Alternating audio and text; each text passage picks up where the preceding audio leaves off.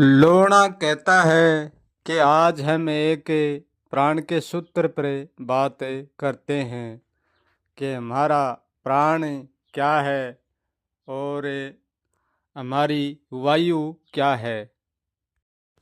यदि हमारे शरीर के भीतर सीधी वायु आती और सीधी वायु बाहर आती और सीधी वायु भीतर जाती तो हम कभी भी ये बात नहीं कहते कि हमारा सांस आ रहा है, हमारा सांस जा रहा है, और ना ये कहता कि हमारा प्राण चल रहा है।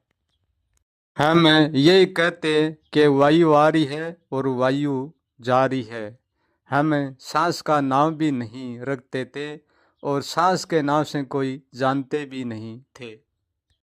परंतु सच ये है कि वायु ना तो कहीं से आती है और ना कहीं पर जाती है, क्योंकि वायु तो जहाँ तक वायु है वहाँ तक वायु सब जगह विद्यमान है। ऐसी कोई कण की भी जगह नहीं है जो वहाँ वायु नहीं है। वायु सब जगह विद्यमान है।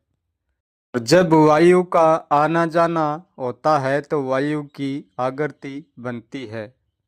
आगर्ति का अर्थ है जो आती दिखती है और जाती दिखती है, यानी आने का एहसास होता है और जाने का एहसास होता है, उसका ही नाम है आगर्ति है। क्योंकि जो आता है जो जाता है वो कुछ आगर्ति में बनकर ही आता है, बनकर ही जाता है। क्योंकि हमारी वायु का कोई रूप नहीं है, ये अरूपी है, कोई रूप नहीं है। और जहाँ तक है, जहाँ तक एक रस है, इसमें बीच में कोई तोड़ नहीं है। हाँ, एक ही गति कमती बत्ती हो सके है, उसकी गति और आगर्ति एक ही चीज है। आगर्ति में तोड़ होता है, क्योंकि वायु में कोई तोड़ नहीं है और हमारे शरीर में सीधी वायु जाती तो हम वायु खींच तो लेते, परंतु बिना तोड़ के हम वायु को बाहर छोड़ नहीं सकते थे।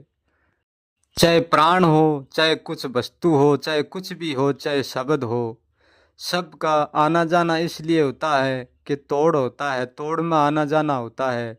जिस चीज का तोड़ नहीं है उस चीज का कोई आना जाना नहीं हो सकता। जब से हम 9-10 मास गर्भ में शरीर धारण करते हैं, जब से हमारी ठीक नाभि के 2.5 आंगुल नीचे एक आगर्ति बन जाती है वायु की, और वह आगर्ति वहाँ स्थिर होती है, चलती नहीं है।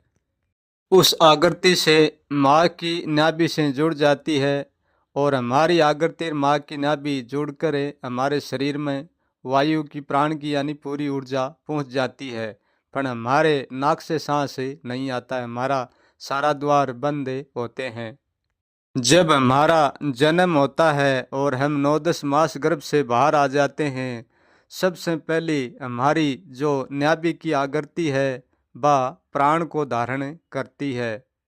जो हमारी नाभि के नीचे आगर्ति बनती है वायु की, उसका नाम है प्राण, उसका नाम ही सांस है। जब भीतर की आगर्ति बाहर से सांस को खींचती है, वायु को खींचती है, तब हमारे नाक के आगे 2 आंगल से दूरी यानी बाहरली वायु की आगर्ति बन जाती है और वह आगर्ति सीधी हमारे शरीर के भीतर जाती है। यानी हमारे नाक के 2 आंगुल आगे से ही आगर्ति बनना शुरू हो जाती है और बहुत जल्दी बनती है, पल में ही बन जाती है। और वह आगर्ति बनकर हमारे शरीर के भीतर है जो नाभि में आगर्ति है वहाँ चली जाती है। जब हमारे नाक के नीचे उतरते ही प्राण, और वह प्राण शक्ति जी की प्राण की आगर्ति थी, वह हमारे पूरे शरीर में छिन्न भिन्न गायब हो जाती है। हर सांस की आगर्ति बन के जाती है, वह भीतर जाते ही गायब हो जाती है। जो भीतर नाभि के अंदर प्राण की आगर्ति बैठी है वह हमारे शरीर की सारी कार्बन डाइऑक्सीजन को बाहर फेंक देती है। हमारे शरीर की जितनी ऑक्सीजन खराब ऑक्सीजन होती है वह आगर्ति बाहर फेंक देती है। तो जब बाहर हमारी आगर्ति प्राण को फेंकती है तो वह एक आगर्ति के रूप में ही फेंकती है और बाहर आते ही वह आगर्ति छिन्न भिन्न हो जाती है। बाहर से वायु आकृति बनकर जाती है शरीर में, वह शरीर में जाते ही छिन्न भिन्न हो जाती है, गायब हो जाती है। ये शरीर से ही गई आकृति बनकर आती है और वह बाहर वायु में आते ही गायब हो जाती है। भीतर से आकृति प्राण की उठकर आती है, उसमें भी शब्द उठ कर आता है, उसमें भी विचार उठ कर आता है। जब हम बाहर से सांस लेते हैं तो हमारे वायु को खींचते हैं, उस वायु की आकृति बन जाती है और वह हमारे भीतर चली जाती है और उसका वायु से कलेक्शन टूट जाता है। यदि वायु की आकृति नहीं बनती सांस के रूप में, प्राण के रूप में, तो यदि वायु से टूटती नहीं तो हम सांस को भीतर नहीं ले पाते। हम जब भी खींच सकते हैं कि वायु की टूटकर प्राण के रूप में आकृति बन जाती है, हम उसको नीचे खींच लेते हैं और भीतर से ही आकृति बनाकर बाहर निकाल देते हैं। जैसे एक सांस हमारा, प्राण हमारा आमत जामत रहता है, वो आकृति के रूप में है, वो अरूप की आकृति बनती है, वो दिखने में नहीं होता, वो जानने में होता है।